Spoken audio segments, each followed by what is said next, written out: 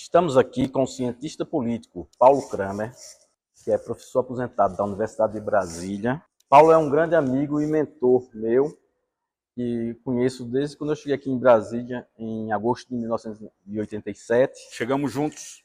Coincidência, feliz, né? Eu vim do Rio de Janeiro, você lá de Petrolina, Pernambuco. Mas conte para nós, Paulo, como foram os seus primeiros anos aqui em Brasília, como foi a circunstância?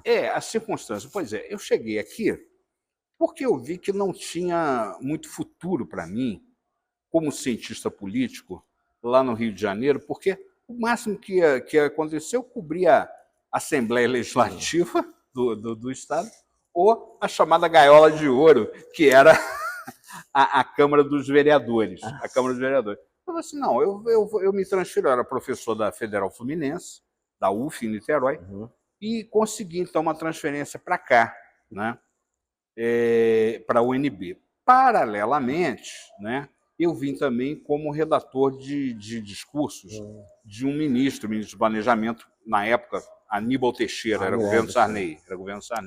Né? O Aníbal saiu, eu fiquei aqui meio que a minha transferência, como essa burocracia demora, a minha transferência ainda não tinha sido efetivada, e eu não queria voltar para o Rio de jeito nenhum, né? Gostava muito daqui, já estava gostando muito daqui. Então, eu consegui falar com o meu amigo falecido, saudoso, monarquista, o deputado Cunha Bueno, grande Cunha Bueno.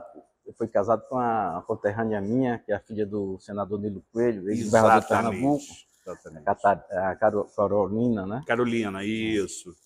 Então, o Cunha, com aquela benevolência, dizia assim, não, Paulo, fica aí, fica aqui na terceira secretaria, que eu acho que ele era a terceira secretaria ou quarta, não sei.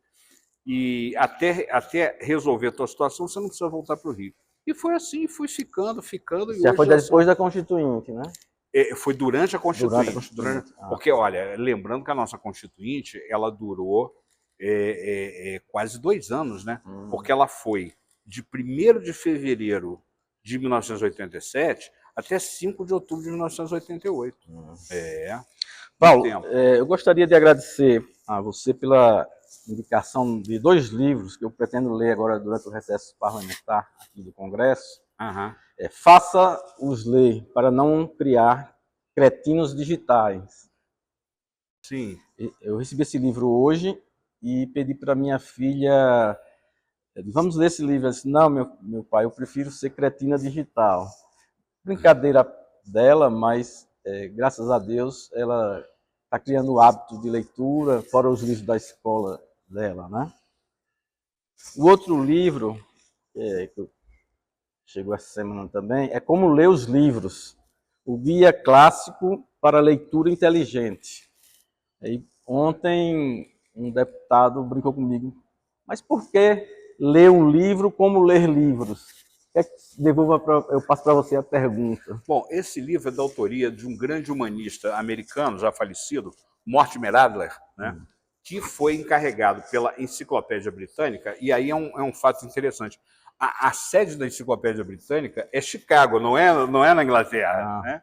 Então, ele era ligado à Universidade de Chicago, a um presidente que equivale ao título de reitor na Universidade Brasileira, ao presidente Robert Hutchins, né, que era outro grande humanista também, na Universidade de Chicago, e ele criou aquela coleção dentro da Enciclopédia Britânica, que é grandes livros do mundo ocidental, Great Books of the Western World, né, que é o cultivo dos clássicos, dos grandes autores, desde os filósofos gregos pré-socráticos até, eu acho que a coleção dele ia até Freud. Passa pela Bíblia também, Passa pela Bíblia, com certeza, com certeza. O que você imaginar tem lá. Ele acreditava o seguinte, que uma boa formação intelectual passa pela leitura de grandes autores, aqueles autores que o tempo não esquece. Isso mesmo. No Brasil nós temos Machado de Assis, eu consideraria, e os 2 autores que mais me influenciaram. Tiveram sua cabeça na juventude, né? Quais foram? Olha, um era brasileiro, era o Nelson Rodrigues, grande dramaturgo, jornalista, um gênio, né?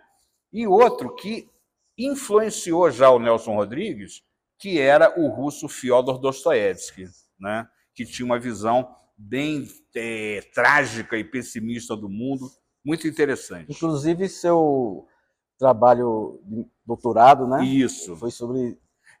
Foi sobre os outros dois, na minha área de ciência política especificamente, os dois autores que eu estudei para minha tese de doutorado foram o Alexis de Tocqueville, autor de Democracia na América e o Antigo Regime e a Revolução, e o outro foi o grande sociólogo alemão Max Weber. Eu queria que você fizesse um balanço das atividades do Congresso nesse primeiro semestre.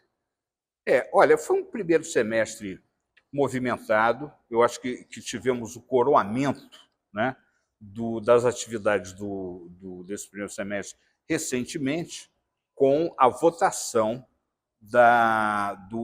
de um dos projetos de regulamentação da reforma tributária, o PLP 68 de 2004, né, que estabelece uma série de mudanças, como a redução, né, do número de impostos, né, e a criação de uma metodologia nova para a cobrança de impostos, que é o IVA, Imposto sobre Valor Agregado, que é adotado por quase 180 países no mundo, né? Só que, como o Brasil é a terra da jabuticaba, tem coisas que só tem aqui mesmo, né? O fato é que a média desse IVA no mundo oscila entre 15% e 18%, a alíquota, né? Na Ásia e em alguns países asiáticos, Singapura, por exemplo, é até menor, 12%. Aqui no Brasil, estão calculando que vai ser 26,5%, 27%, alguns até mais pessimistas dizem que pode chegar a 30%. Então, não vai haver redução de carga tributária? Carga tributária não. Simplificação, sim. Quer dizer, porque vão ser eliminados, né, os seguintes tributos: o PIS, PASEP, COFINS, tá certo? O ICMS, que é um imposto estadual e que tem 20, isso é para cada estado, né? Então, são 27 legislações de ICMS muito volumosas e mudando todo dia. E o ISS, que é um tributo, um imposto sobre serviço, que é um imposto municipal, né? E o Brasil, veja, são mais de 5.500 municípios, né? Então, você tem muita legislação. Então, isso aí vai simplificar. Você vai ter uma legislação nacional só, né? Mas o ponto negativo, eu insisto, é o aumento da carga tributária. Ela vai aumentar quando você for vender o seu apartamento, quando você for vender o seu carro, depois você me diz se diminuiu ou aumentou. Vai aumentar. E que outra matéria importante nesse primeiro semestre?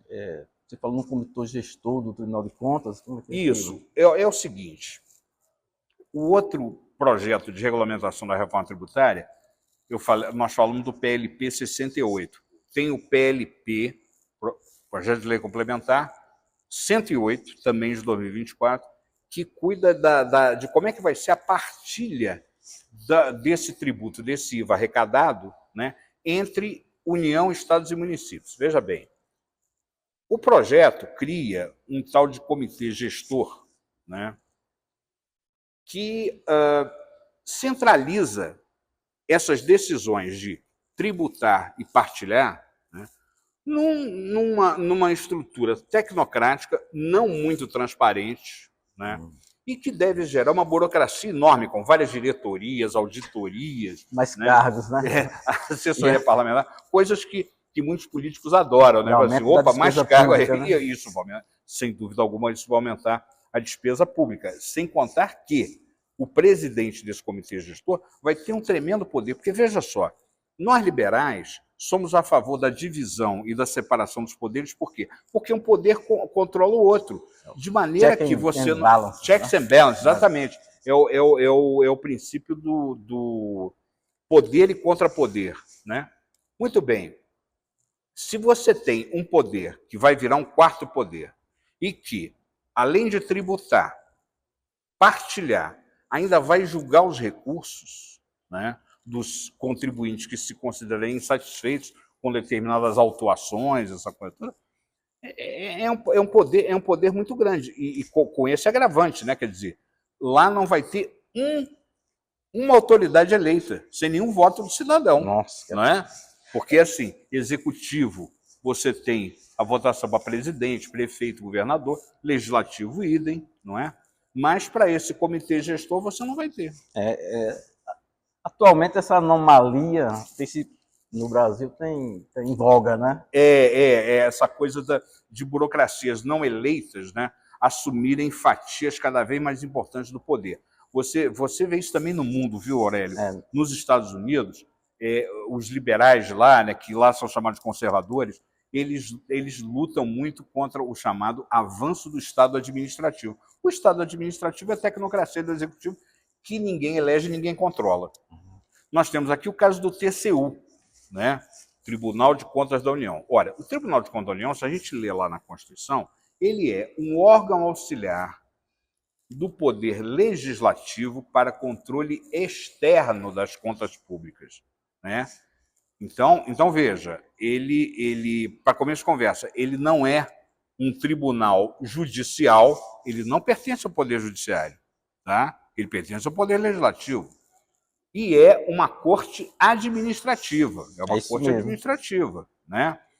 Mas, com o passar do tempo e também com essa gangorra, né, esse sobe e desce do prestígio dos políticos e do Congresso, né, a aura tecnocrática, né, de órgãos como o TCU cresce muito, né, cresce muito. Assim como a aura do Ministério Público, né, e assim também como o Judiciário cresceu muito, aumentou muito a influência, até demais, né, nos últimos tempos.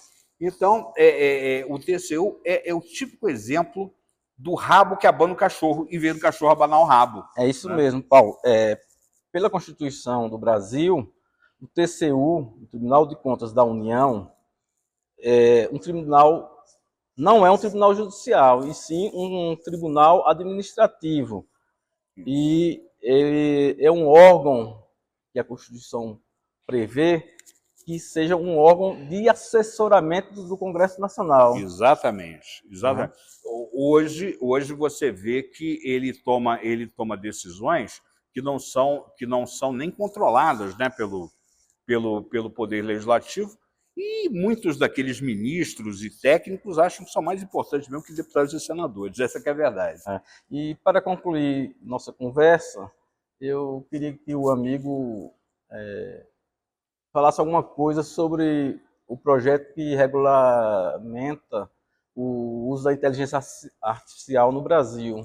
Olha, no Senado, né? No Senado. Olha, esse projeto ele começou lá no Senado, tá certo?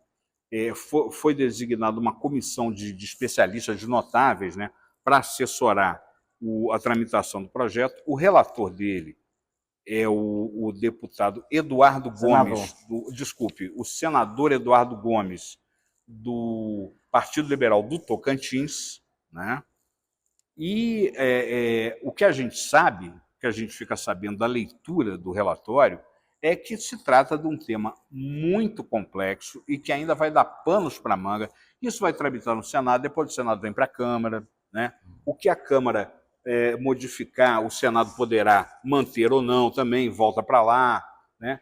Então, eu acho que o que é importante, em termos assim da gente fixar uma filosofia de trabalho para a tramitação desse projeto é a seguinte: na minha visão, a inteligência artificial ela tem um enorme potencial para fazer deslanchar a tecnologia, os negócios, a economia. Eu acho que a inteligência artificial, ao contrário de muita gente que tem uma visão meio catastrofista da tecnologia, eu sou otimista. Agora, eu acho o seguinte: não dá para a gente querer, no intuito, né, de controlar qualquer desvio da inteligência artificial, a gente vir com uma regulamentação burocrática muito pesada, como já está acontecendo na União Europeia, né?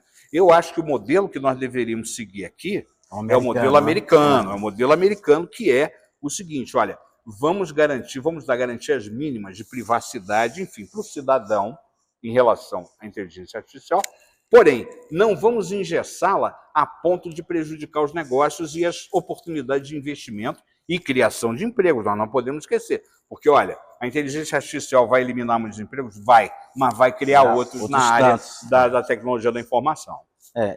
Eu acompanho esse assunto em vários grupos de inteligência artificial no WhatsApp, e eles estão muito determinados a criar novas atividades, né? Aumentar a produtividade das empresas, criar novos negócios. Isso. E a inteligência artificial não é uma coisa milagrosa, é uma coisa que tem 2 anos, né? Que Quer dizer, com o lançamento do ChatGPT, né? E Segundo semestre de 2022, né?